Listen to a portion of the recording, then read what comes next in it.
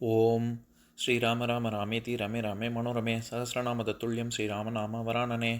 உலகம் யாவையும் தாமுழா வாக்கலும் நிலைபெறுத்தலும் நீக்கலும் நீங்களா அழகிலா விளையாட்டுடையார் அவர் தலைவர் அன்னவர் சரண் நாங்களே.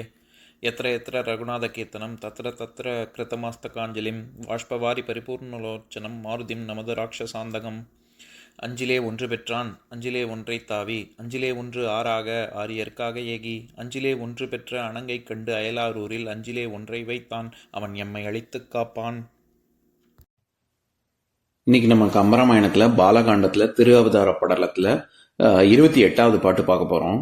அருள் தரும் கமலக்கண்ணன் அருள்முறை அலர்வுளோனும் இருள் தரும் மிடற்றினோனும் அமரரும் இணையராகி மருள் தரும் மனத்தில் மண்ணில் வானரராகி வந்தார். பொருள் தரும் இருவர் தம் தம் உறைவிடம் சென்று புக்கார். இதுதான் பாட்டு. இப்ப பதம் பிரிச்சு பொருள் பார்க்கலாம். அருள் தரும் கமலக்கண்ணன் அருள்முறை. கருணை மிக்க தாமரை கண்ணன் ஆகிய திருமால் அருள் செய்த முறைப்படியே அலருளோனும் இருள் தரு மிடற்றினோனும் தாமரை மலரில் உரையும் பிரம்மனும் இருண்ட மிடற்றை உடைய சிவபிரானும் அமரரும் இணையராகி மற்ற தேவர்களும் மேலே கூறிய முறைப்படி வடிவெடுத்தவராகி மருள் தரு வனத்தில் இருண்ட காடுகளிலும் மண்ணில் வானரராகி வந்தார். நிலத்திலும் குரங்குகளாக உருமாறி வந்தார்கள். பொருள் தரும் இருவர் எல்லோரும் பொருட்டாக கருதி போற்றும் பிரம்மனும் சிவனும் ஆகிய இருவரும் தம் தம் உறைவிடம் சென்று புக்கார். தங்கள் தங்கள் உறைவிடங்களுக்கு சென்று சேர்ந்தார்கள். இப்ப நம்ம இந்த பாட்டுல இருக்கக்கூடிய நயங்களை பார்க்கலாம். இந்த பாட்டின் மூலமா கம்பர் என்ன சொல்ல வர்றாரு? அதாவது இது விஷ்ணு அருள் பாலிச்சதுக்கு அப்புறம் அவர் பேசிட்டு போனதுக்கு அப்புறம் முறைப்படி தேவர்கள் எல்லோரும் வானரங்களாகி அவரவர்கள் இருப்பிடத்தை சென்று அடைந்தார்கள் அப்படிங்கிறது தான் கருத்து. இதுல அலருளோனும் இருள் தரு மிடற்றினோனும் அப்படின்னு அலர்னா நம்ம ஏற்கனவே சொல்லியிருக்கேன், தாமரை மலரில் உறையும் பிரம்மன் அப்படின்னு. அதே மாதிரி சிவனை சொல்லும் போது இருள் தரு மிடற்றினோனும் இருண்ட கழுத்தை உடைய சிவபெருமான் அப்படின்னு. நம்ம இப்ப சமீபத்துல ஒரு கிட்டத்தட்ட ஒரு 5-6 பாடல்கள்லயே சிவனுக்கு என்னென்ன மாதிரியான பேர்லாம் சொல்றாரு கம்பர். கடு அமர் களநடி, அதாவது நஞ்சு பொருந்திய கழுத்தை உடையவன்.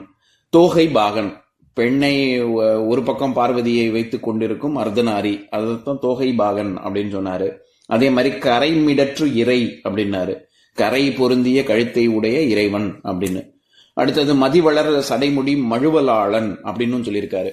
மதிவளர் வளர்மதியை கொண்டுள்ள தன் சடைமுடியில் கொண்டுள்ள மழுவை ஏந்தியவன் அப்படின்னு. அதே மாதிரி சுடர் மதி சூடினோன் அப்படின்னு, நல்ல ஒளி பிரகாசிக்கக்கூடிய நிலவை சூடிக்கொண்டிருப்பவன் அப்படின்னு. இதை தவிர புராரி அப்படின்னு திரிபுரத்தை எரித்தவன் அப்படின்னு போன பாட்டுல பார்த்தோம்ல. அதை தொடர்ந்து இங்க என்ன சொல்றாரு? இருள் தரு மிடற்றினோன் அப்படின்னு. ரொம்ப திருநீலகண்டரங்கிறத தான் இப்ப பல விதமாக சொல்றாரு. அதே மாதிரி வானரர்கள் எங்கெங்கெல்லாம் சென்று பிறந்தார்கள் அப்படின்னு வர்ற இடத்துல மருள் தரு வனத்தில் இருண்ட காடுகள் அப்படின்னு பாக்குறோம்ல. அதுல மருள் அப்படிங்கிற சொல்லுக்கு ஒரு மயக்கம் இல்லாட்டி ஒரு திரிபு உணர்ச்சி, அதாவது இல்யூஷன்ங்கிறதுக்கு தமிழ் சொல் திரிபு உணர்ச்சி, அதாவது திரிபுணர்ச்சி அப்படின்னு சேர்த்து சொல்லலாம். வியப்பு, மருள்னா வியப்பு. அப்புறம் உன்மத்தம், ஒரு கல், அதனாலதான் கல்லுன்னு ஒரு அர்த்தம் இருக்கு. அதாவது கல்லை குடித்து விட்டு வரக்கூடிய மயக்கம் இருக்குல்ல, அது உன்மத்தம். அதனால இன்டாக்சிகேஷன் அப்படின்னு இங்கிலீஷ்ல சொல்லுவோம்ல. இது எல்லாமே மருள்ங்கிற வார்த்தை குறிக்கும். அதனால காட்டுல போனா நமக்கு எங்க இருக்கோங்கிறதே தெரியாத ஒரு நிலை இருக்கும்ல, அது இல்லாட்டி இருளையும் குறிக்கும். இந்த இடத்துல இருள்ங்கிற அர்த்தத்துலதான் வருது. அதே மாதிரி அமரரும் இணையராகி, அப்படி இணைய அப்படின்னா இத்தன்மை கொண்ட அப்படின்னு அர்த்தம். அதனால எப்பேற்பட்ட தன்மை, அதனாலதான் நம்ம பார்க்கும்போது என்ன பார்த்தோம்? வடிவு எடுத்தவராகி அப்படின்னு. அந்தந்த அவரவர்கள் என்னென்னவா ஆகணும் அப்படின்னு முடிவு செய்து அத்தன்மை கொண்டவர்களாக உருமாறினார்கள் அப்படின்னு அர்த்தம். அதே மாதிரி சிவனையும் பிரம்மாவையும் சொல்லும் போது என்ன சொல்றாரு? பொருள் தரும் இருவர் அப்படின்னு. அதாவது மும்மூர்த்திகள்ல விஷ்ணுவை ஏற்கனவே சொல்லி அவர் தோன்றிவிட்டு மறைந்தார், அருள் வாக்கு சொல்லிவிட்டு மறைந்தார் அப்படின்னு சொன்னார்ல. அதை தொடர்ந்து மிச்சம் இருக்கிற இருவர் அப்படின்னு சொல்றதுக்காக பொருள் தரும் இருவர், மும்மூர்த்திகள்ல பாக்கி இருக்கிற இருமூர்த்திகள் அப்படின்னு சொல்றதுக்காக பொருள் தரும் இருவர்னு சொல்றாரு. ஏன்னா வேற யாருக்கும் அவர் பொருள் அப்படின்னு சொல்லல. ஏன்னா ஒரு ஒரு மும்மூர்த்திகள்ல பிரதானமான தெய்வங்கள் கடவுள் அப்படின்னு சொல்றதுனால பொருள் தரும் இருவர் அப்படின்னு இவங்க 2 பேரை மட்டும் தனியா சொல்றாரு. இப்ப நான் பாட்டை இன்னொரு தடவை படிக்கிறேன், கேளுங்க.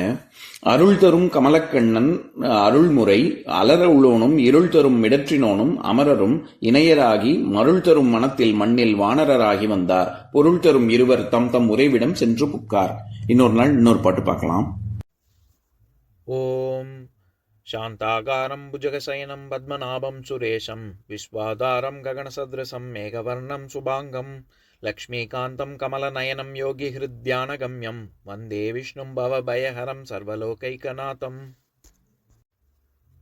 உம்பரோடு இம்பர்காரும் உலகம் ஓர் ஏழும் ஏழும் எம்பெருமான் என்று ஏத்தி இறைஞ்சி நின்று ஏவல் செய்ய தம்பியரோடும் தானும் தருமமும் தரணி காத்தான் அம்பரத்து அனந்தர் நீங்கி அயோத்தியில் வந்த வள்ளல்.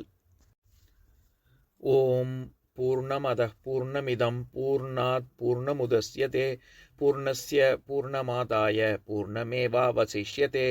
ஓம் சாந்தி சாந்தி சாந்திஹி. ஓம் சர்வேஷாம் ஸ்வஸ்திர்பவது சர்வேஷாம் சாந்திர்பவது சர்வேஷாம் பூர்ணம் பவது சர்வேஷாம் மங்களம் பவது. ஓம் சாந்தி சாந்தி சாந்திஹி.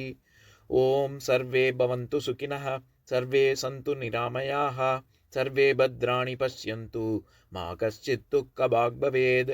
ஓம் சாந்தி சாந்தி சாந்திஹி.